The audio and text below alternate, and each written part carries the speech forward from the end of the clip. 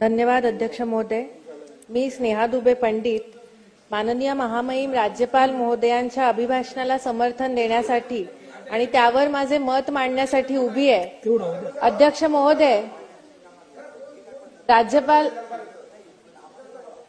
महोदय, माननीय राज्यपाल महोदयांनी त्यांच्या अभिभाषणामध्ये महिलांच्या सक्षमीकरणाकरिता खूप साऱ्या योजना संपू द्या, थोडं ते संपू द्या ना।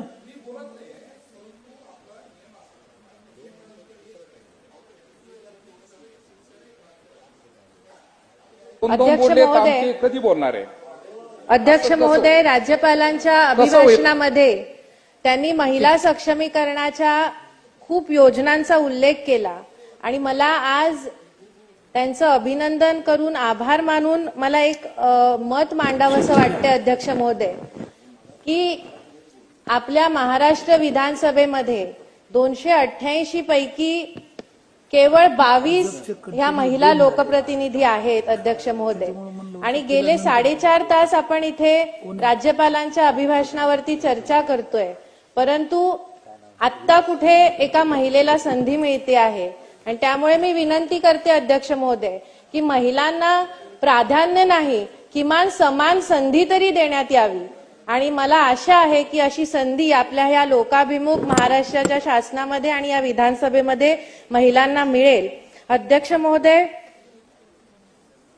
सन्माननीय राज्यपाल महोदयांनी त्यांच्या अभिभाषणामध्ये शासन सर्व समाज घटकांना सोबत घेऊन सर्वसमावेशक, प्रगतिशील, पुरोगामी व विकसित महाराष्ट्र घडवण्यासाठी काम करत आहे असं नमूद केलेलं आहे।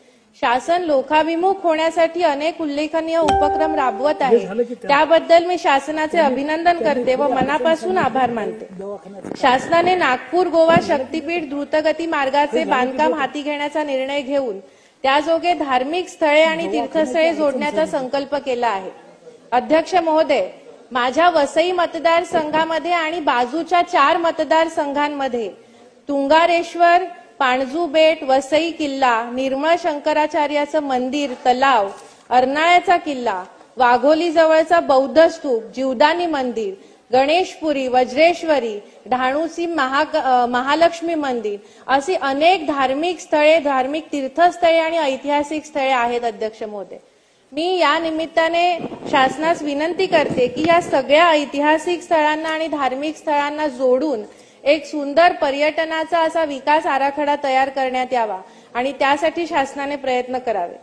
अध्यक्ष महोदय, सुरक्षित आणि अधिक कार्यक्षम वाहतूक व्यवस्थेसाठी शासनाने 7480 किलोमीटर लांबीचे सिमेंट कॉन्क्रीटचे रस्ते बांधण्याचा निर्णय घेतलेला आहे।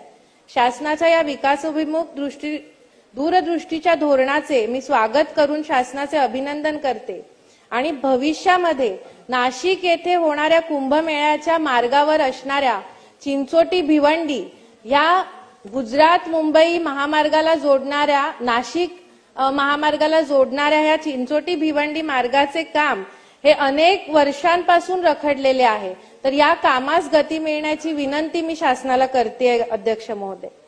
अध्यक्ष महोदय, केंद्र पुरस्कृत पीएमई बस सेवा योजनेअंतर्गत राज्यातील 20 महानगरपालिकांसाठी 1290 बस मंजूर करण्यात आल्याबद्दल मी शासनाचे मनपूर्वक आभार मानते।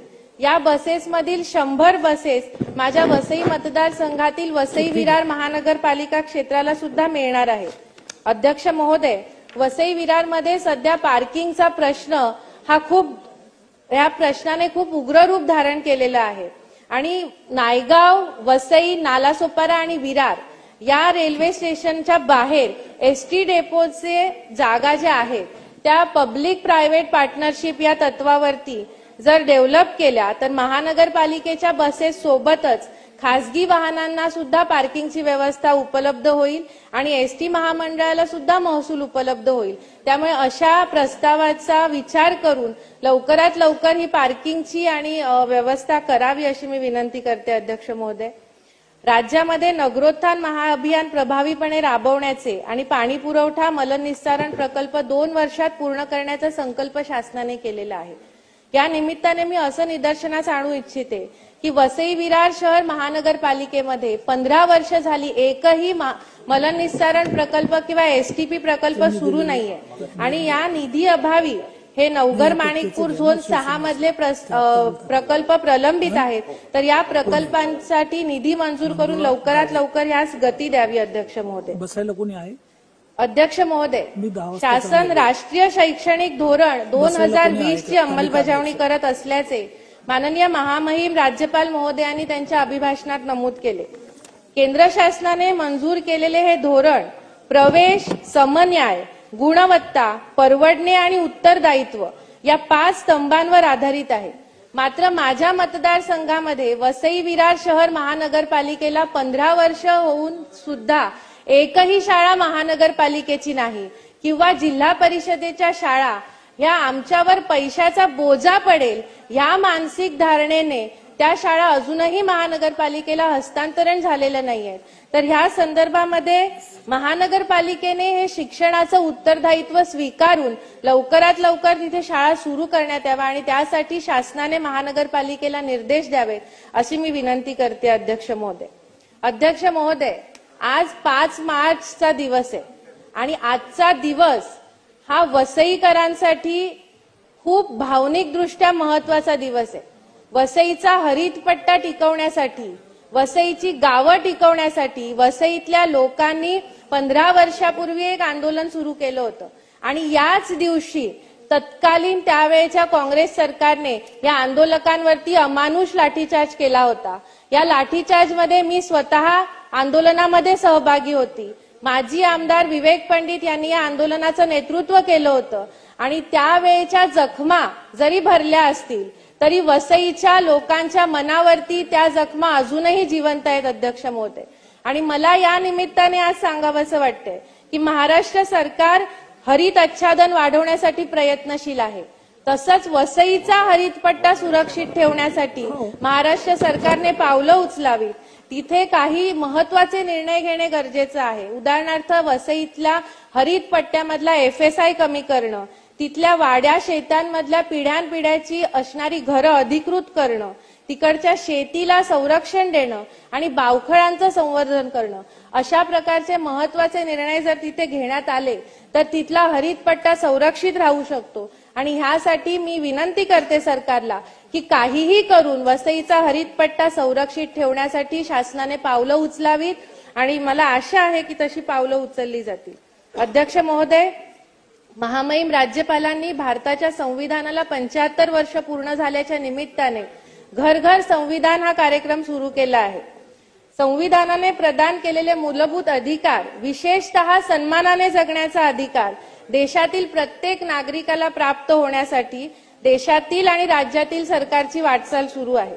माननीय प्रधानमंत्री श्री नरेंद्र मोदीजी यांनी विकसित भारत 2047चे लक्ष्य समोर ठेवले आहे आणि त्यांच्या पावलावर पाऊल ठेवून महाराष्ट्र सरकारने सुद्धा विकसित महाराष्ट्र घडवण्यासाठी समाजाला सोबत घेऊन घोडदौड सुरू केली आहे. यासाठी मी शासनाचे विशेष अभिनंदन करते आणि सरकारचे मुख्यमंत्री सन्माननीय देवेंद्रजी फडणवीस, उपमुख्यमंत्री एकनाथजी शिंदे, उपमुख्यमंत्री अजितदादा पवार यांचे मनापासून आभार व्यक्त करते आणि कविवर्य सुरेश भटांच्या 4 पंक्त्या मांडून मी राज्यपाल महोदयांचे आणि सरकारचे आभार मानू इच्छिते. जगाची झोकुनी दुःखे सुखाशी भांडतो आम्ही, जगाची झोकुनी दुःखे सुखाशी भांडतो आम्ही, स्वतःच्या झाकुनी भेगा मनुष्य सांधतो आम्ही. दिले प्रत्येक वस्तीला आम्ही आकाश सोनेरी, जिथे जातो तिथे हाका उशेच्या वाटतो आम्ही. जरी या वर्तमानाला कळेना आमुची भाषा, जरी या वर्तमानाला कळेना आमुची भाषा, विजा घेऊन येणाऱ्या पिढ्यांशी बोलतो आम्ही. धन्यवाद अध्यक्ष.